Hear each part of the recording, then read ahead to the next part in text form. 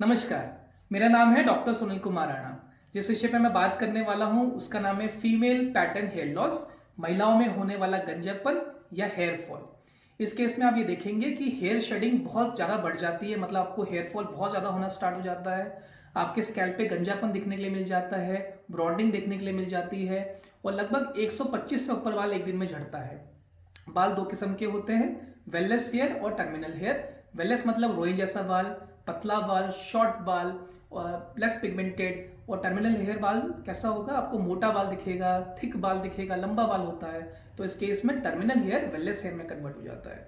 बालों की 3 फेज या स्टेज होती हैं, एनाजिन, कैटाजिन, टीलोजिन। एनाजिन फेज जो होती है 2 से 8 साल तक चलती है, इसको ग्रोइंग फेज बोलते हैं। लगभग 80 से 90% जो बाल अभी आपके स्कैल्प में हैं वो इसी फेज में चल रहे होते हैं। सेकेंड होता है कैटाजिन फेज, इसको हम लोग बोलते हैं ट्रांजिशन फेज। ये 2 से 3 हफ्ते तक चलता है, इसमें हेयर फॉलिकल का साइज श्रिंक हो जाता है। और तीसरा जो फेज होता है इसको हम बोलते हैं टीलोजन फेज। ये बेसिकली एक रेस्टिंग फेज होता है, ये 2 से 4 महीने तक चल सकता है। और इस केस में ये होगा कि एंड ऑफ द फेज एकदम से आपका हेयर फॉल शुरू हो जाएगा, क्योंकि सारे बाल इसी फेज में पहुंच जाते हैं और फिर टूटना स्टार्ट करते हैं। फेस का बाल, हाथ पाँव का बाल जो होता है इसका एनाजन फेस 1 महीने का होता है। स्कैल्प का बाल का एनाजन फेस 2 से 8 साल तक का हो सकता है। हेयर लॉस महिलाओं में 3 किस्म का होता है। एक होता है एनाजन एफ्लूबियम, ये बेसिकली जैसे किसी को कैंसर है, कीमोथेरेपी चल रही है, तो उस केस में स्कैल्प का बाल एकदम से टूट जाता है, हट जाता है। सेकंड होता है जिसको हम बोलते हैं टीलोजन एफ्लूबियम, इस केस में एकदम से सारे बाल टीलोजन फेस में पहुंच जाते हैं और फिर झड़ते हैं। तीसरा होता है फीमेल पैटर्न हेयर लॉस, इस केस में आपको मिलेगा कि आपका स्कैल्प के बाल थिन हो रहे हैं और गंजापन आपको इजीली विजिबल हो रहा है। अब हम बात कर लेते हैं इसके साइन एंड सिम्टम्स क्या होते हैं। तो पहला साइन एंड सिम्टम्स ये कि हेयर फॉल हो रहा है बहुत ड्रास्टिक, आप कंघा लगा रहे हैं तो बाल बहुत ज़्यादा झड़ के निकल रहा है। दूसरा इसमें आपको देखने को मिलेगा कि क्रिसमस ट्री पैटर्न में फैल रहा है। जो आपके फेस पे रोए जैसे बाल थे वो मोटे होने लग गए हैं, यानी कि आपके चेहरे पे भी आपको ग्रोथ फील हो जाएगी। आपका स्कैल्प पे इतना थिन हो जाता है स्कैल्प का हेयर दिखने में कि आपको गंजापन इजीली विजिबल हो रहा है, आपको स्कैल्प की स्किन तक विजिबल होती है।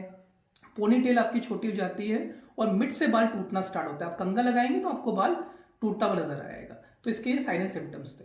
कुछ इसके टेस्ट होते हैं जैसे हेयर पुल टेस्ट, आप इसमें पहचान कर सकते हैं कि हेयर फॉलिकल का भी क्या थिकनेस है, वो हेयर पुल टेस्ट हो सकता है। ब्लड टेस्ट करके आप ये देख सकते हैं कहीं कोई वाइटामिन की डेफिशिएंसी तो नहीं है या कोई अंडरलाइन डिजीज तो नहीं है।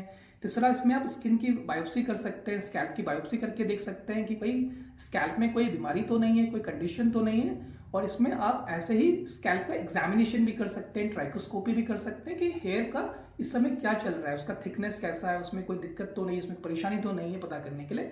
तो ये सारे जांच आपका डॉक्टर आपको स्कैल्प में करेंगे अगर जरूरत पड़ती है। तो बात कर लेते हैं कि हमें इसमें क्या देखने के लिए मिलता है, इसके कॉज। तो इसमें जो पहला कॉज होता है वो है जेनेटिक या हेरिडिटी। अगर आपके पेरेंट्स के बाल थे बहुत छोटी उम्र में जो टूटना स्टार्ट हो गए थे तो आपके भी टूट सकते हैं। दूसरा होता है एज फैक्टर और हार्मोनल इश्यूज, अगर हार्मोन्स का कोई इश्यूज है या एज अगर आपका बढ़ रहा है तो वक्त के साथ भी बाल टूटेगा। मीनोपॉज भी इसका एक कारण होता है, बिकॉज ऐसे में ईस्ट्रोजन प्रोजेस्टेरोन कम हो जाता है और मेल हार्मोन बढ़ जाता है, तो बालों की थिकनेस कम हो जाती है उस केस में। ऐसे में हम लोग आयरन का और थायराइड का टेस्ट भी करवाते हैं। जो लोग पोनीटेल बहुत टाइट बांध के रखते हैं, ब्रेड्स बांध के रखते हैं, उस केस में भी हेयर फॉल दिखता है। कोई अगर ओरल कॉन्सेप्टिव पिल्स पे है या किसी को थायराइड की कंडीशन है या न्यूट्रिशन डेफिशिएंसीज है या किसी को वेट लॉस हो रहा है तो उस केस में भी हेयर फॉल देखने के लिए आपको मिल जाता है।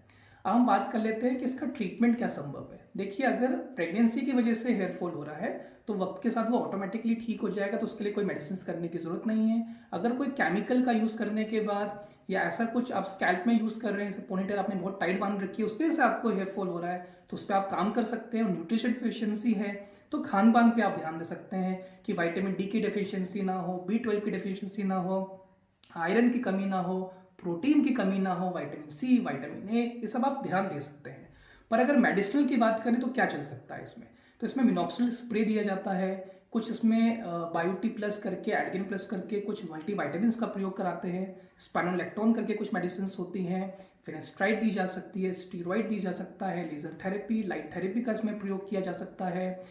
इसमें इस्ट्रोजन्स या स्टीरॉइड्स के इंजेक्शन भी दे सकते हैं या खाने की दवाई भी इसमें प्रिस्क्राइब करी जाती है। इसके ऊपर अगर हम ट्रीटमेंट की बात करें तो इसमें PRP थेरेपी होती है, माइक्रो नीडलिंग यानी डर्मा रोलर का प्रयोग होता है, और अगर कुछ काम नहीं करता तो इसमें हम हेयर ट्रांसप्लांटेशन भी कर सकते हैं। ऐसे ही वीडियोस के लिए हमारे चैनल को आप सब्सक्राइब करिए। अगर आपका कोई भी क्वेरी होता है तो कमेंट सेक्शन में बताइए, हम आपको ज़रूर रिप्लाई करेंगे। धन्यवाद।